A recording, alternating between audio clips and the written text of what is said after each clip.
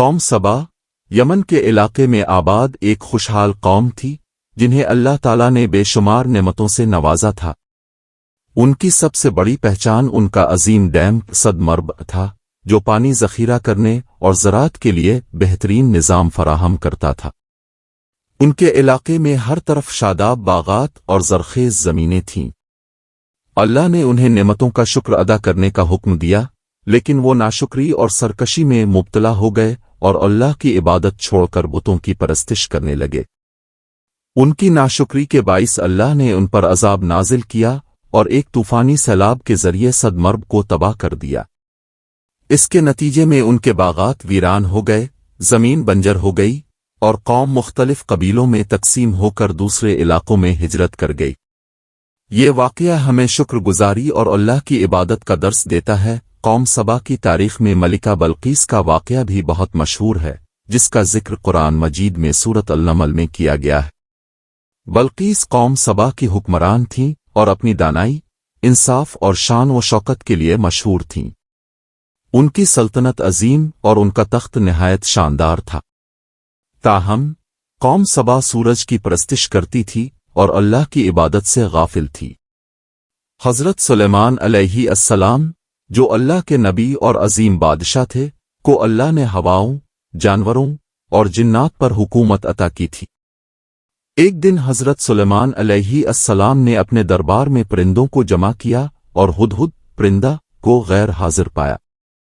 کچھ دیر بعد ہدہد واپس آیا اور حضرت سلیمان علیہ السلام کو قوم سبا اور ان کی ملکہ کے بارے میں خبر دی۔ ہدہد نے بتایا کہ وہ ایک ایسی قوم کو دیکھ کر آیا ہے جو سورج کی عبادت کرتی ہے اور ان کی ایک عظیم ملکہ ہے۔ حضرت سلیمان علیہ السلام نے ملکہ بلقیس کو ایک خط لکھا جس میں انہیں توحید کی دعوت دی اور حکم دیا کہ وہ ان کے دربار میں حاضر ہوں۔ ملکہ بلقیس نے اپنے وزیروں سے مشورہ کیا اور امن کے ساتھ حضرت سلیمان علیہ السلام کی دعوت قبول کرنے کا فیصلہ کیا۔ جب ملکہ حضرت سلیمان کے دربار میں پہنچی تو حضرت سلیمان علیہ السلام نے انہیں ان کے شاندار تخت کی ایک نقل دکھائی جو ان کے دربار میں پہلے ہی پہنچ چکا تھا۔ یہ معجزہ دیکھ کر ملکہ بلقیس اللہ کی قدرت پر ایمان لے آئیں اور سورج کی پرستش چھوڑ کر اللہ واحد کی عبادت قبول کر لی۔ یہ واقعہ توحید، حکمت اور اللہ کی قدرت کی عظیم مثال ہے جو ہمیں یہ سبق دیتا ہے کہ انسان کے علم اور طاقت سے بڑھ کر اللہ کی حکمت اور اختیار ہے۔ قوم سبا اپنی خوشحالی اور شادابی کے لیے مشہور تھی، لیکن ان کی ناشکری اور اللہ کے احکامات سے روگردانی کے نتیجے میں اللہ نے ان پر صد مرب کی تباہی کی صورت میں عذاب نازل کیا۔ جب ان کا عظیم الشان ڈیم ٹوٹ گیا تو طوفانی سیلاب نے ان کی زرخیز زمینوں اور باغات کو ویران کر دیا۔ ان کے علاقے میں بنجر پن پھیل گیا اور وہ اپنی سرزمین پر مزید زندگی بسر کرنے کے قابل نہ رہے۔ تباہی کے بعد قوم سبا کے لوگ مختلف گروہوں میں بٹ گئے اور مختلف علاقوں کی طرف ہجرت کر گئے۔ یہ ہجرت بہت وسیع تھی اور ان کے قبیلے عرب کے مختلف حصوں میں جا بسے۔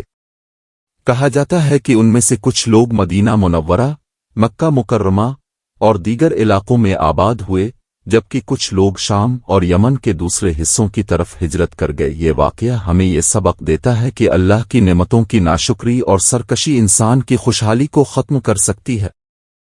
قوم سبا کی تقسیم اور ان کا زوال ایک عبرت انگیز مثال ہے کہ جب کوئی قوم اللہ کے احکامات سے منہ موڑ لیتی ہے تو وہ اپنی عزت اور مقام کھو دیتی ہے۔